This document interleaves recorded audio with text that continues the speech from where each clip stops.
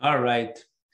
Yeah. So as you know, we're gonna discuss about, and it's a bit of a challenge, I think, for most of the broker in my team and in the overall market to express, an efficient way to express the why would a customer would do business with them. Right on. Yeah. And it's it's funny because we discussed that during this at the start of the year, and we talked about the book, the Story Brand.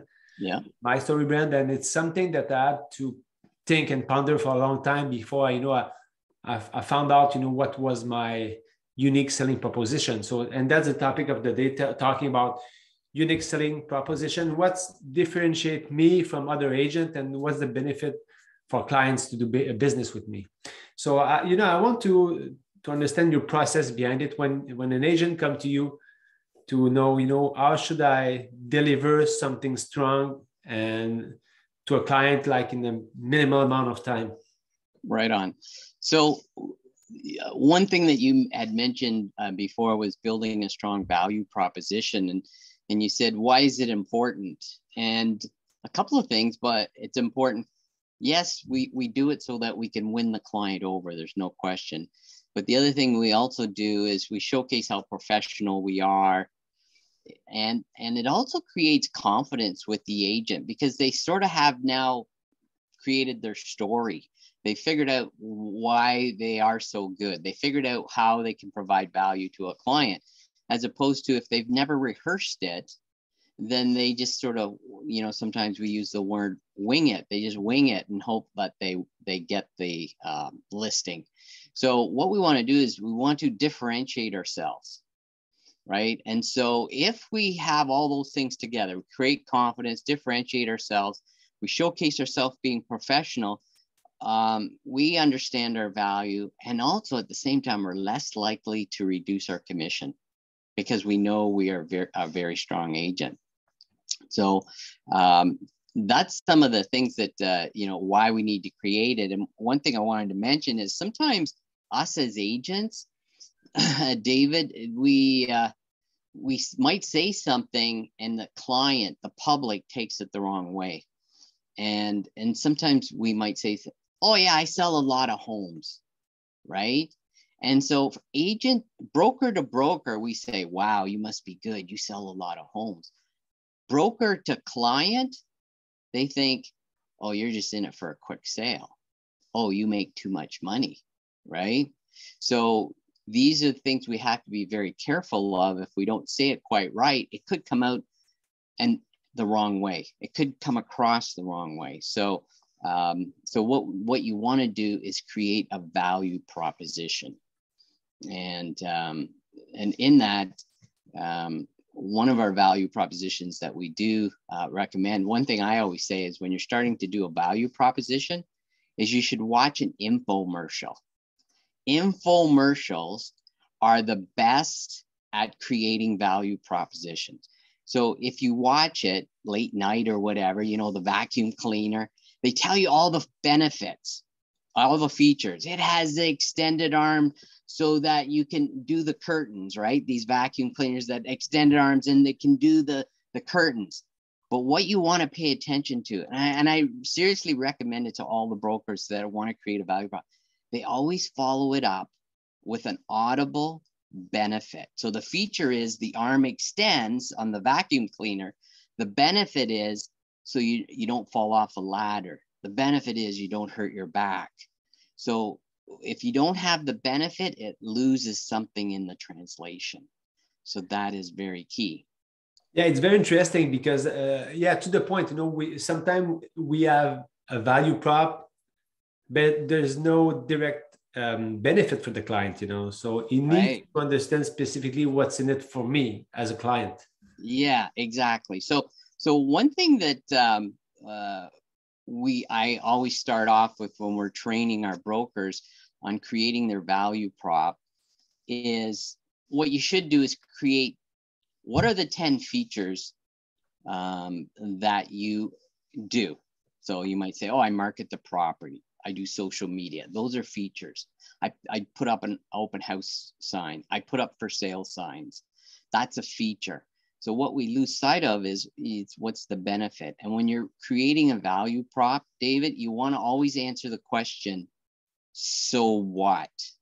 So what? That's what you have to answer is so what? So you might say, I put it on social media. Yeah, so what? So what's the benefit? So what you want to do is you always want to look at from the client's point of view, okay? And it affects three things. Whatever your feature is, the benefit will be how fast you sell it. Are you getting the best price? And are you providing the best service? So those are the only three things a client cares about. And so we sometimes, if we don't have a clear understanding of our value prop, we just talk a lot, hoping that they finally say, okay, it sounds like you know what you're talking about, and they sign the listing with you. But really what you want to do is talk about the benefit, which answers so what, right?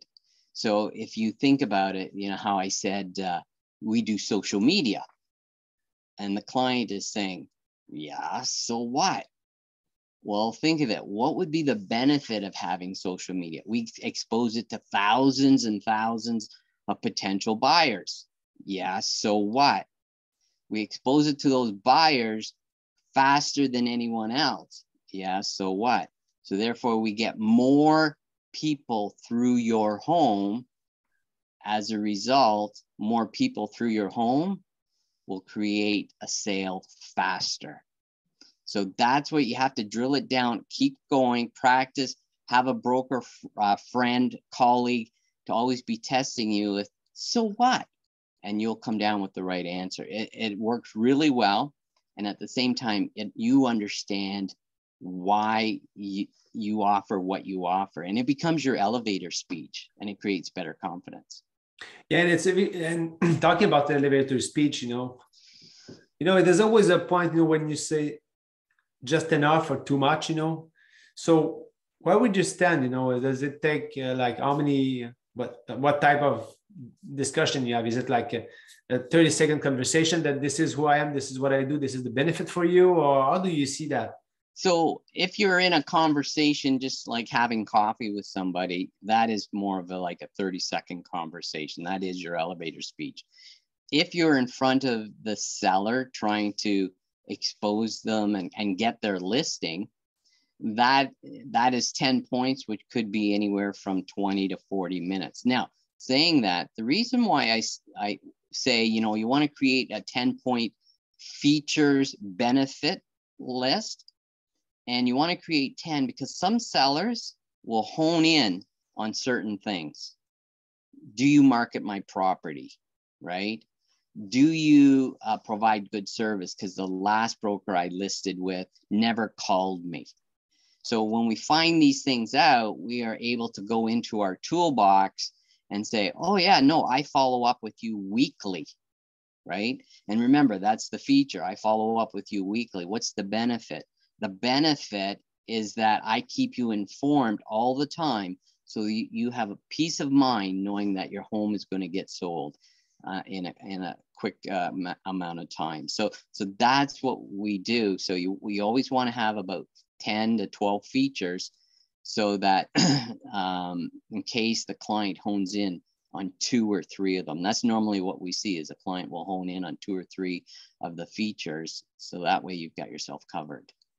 And what I find interesting about it is in this market shift that we're living right now, we have people that have been listed with us before the shift of the market.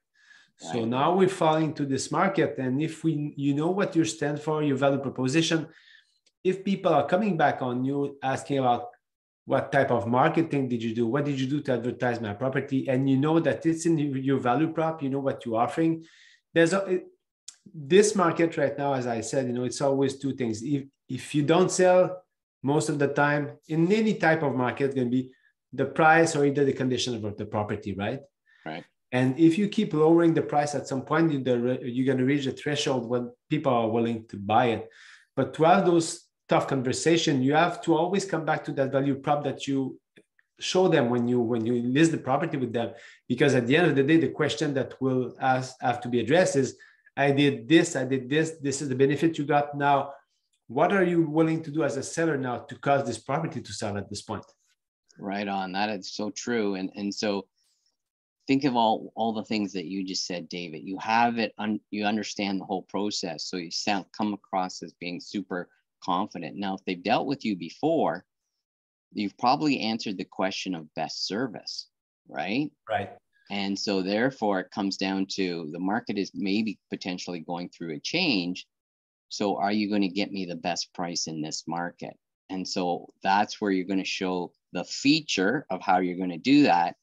And the benefit to them is to get the best price in this market. Now, what you want to do is you have to say it out loud, the benefit. It can't be just inherently understood without saying it. Oh, I will do market analysis to show you how I will get, to show you how I'll get you the best price. So I've given you the benefit of that. But if you just say, I do staging and I do social media, you're just giving features, but it doesn't give the client confidence that you're going to sell it. So you do have to say it out loud why these features will create their best price in this market. So specifically, someone wants to get to work tonight and work on this, roughly 10 feature, 10 benefit.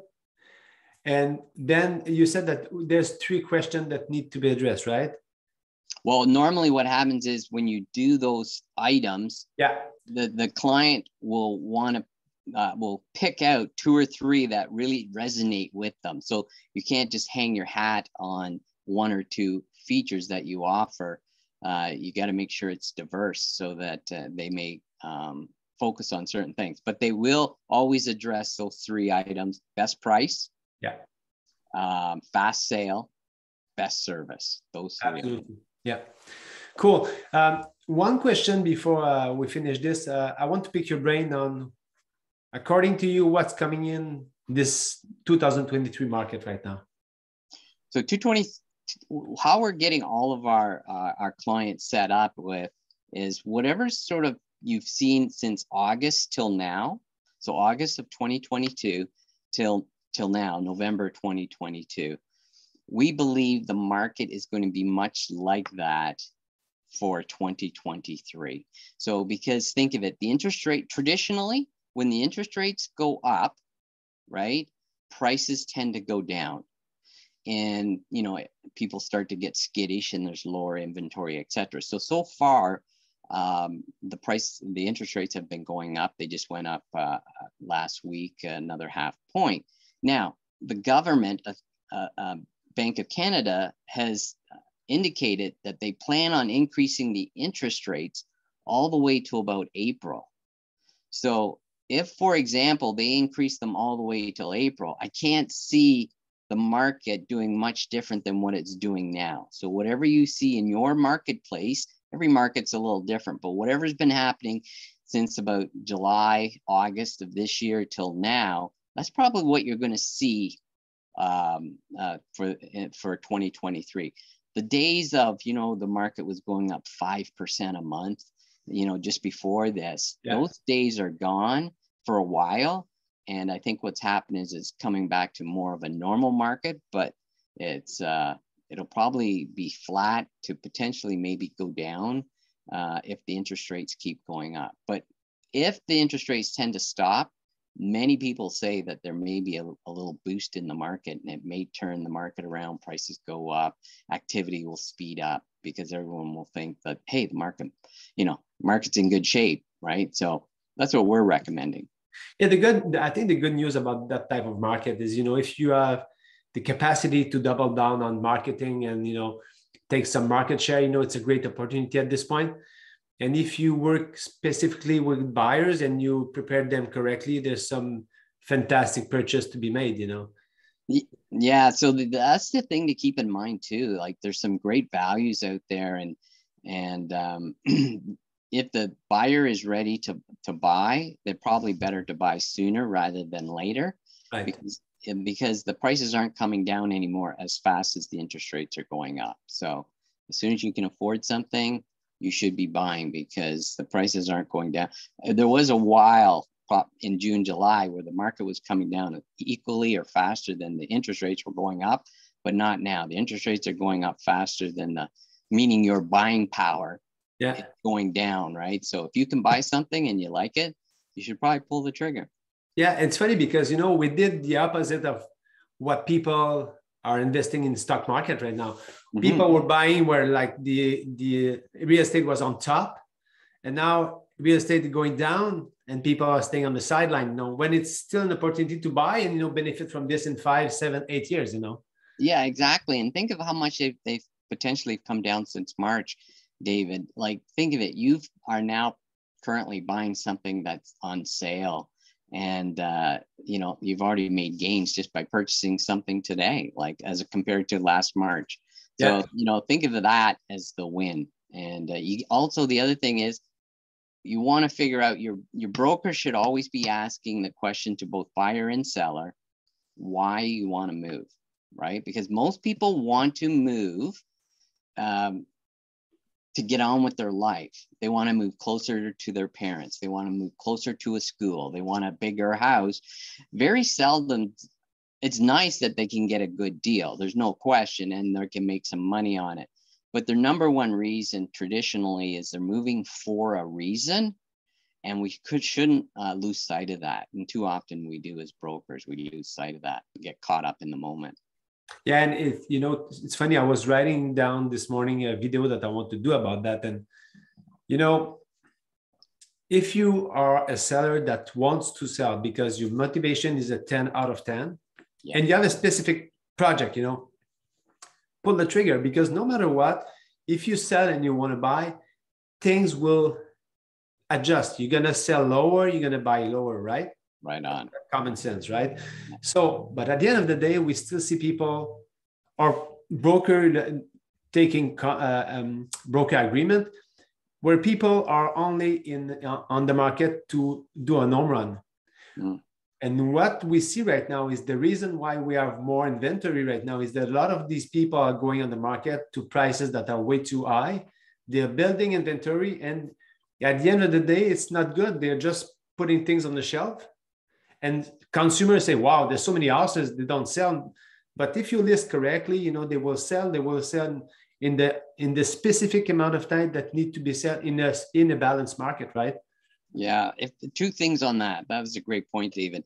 If there's too much inventory and your price is a little high, what happens is you end up selling like somebody else's house, because a broker will say, look, you can buy this house a lot cheaper. Look at that one across the street that David owns. It's a lot higher. And they'll say, yeah, yours is better. And they'll say, absolutely. That's number one. So keep that in mind. The other thing is through education, like sending them information about the market, sending them information of what's happening in the market, and always reminding them as to why they're moving. That education may get that client to be reasonably priced. So keep that in mind. So a lot of it has to do with educating the client and reminding them, why are they moving, right? Right on. All right. So thank you so much, Dana. It was very interesting conversation. We'll be back for another one next month. It's always, for those who don't know, Dana is my coach at Richard Robbins International. We've been working together for 2 years now. Fantastic coach, lots of knowledge, and I like to pick his brain on different topics. So that's it. Thanks, David. Appreciate it. Thank you so much. All right.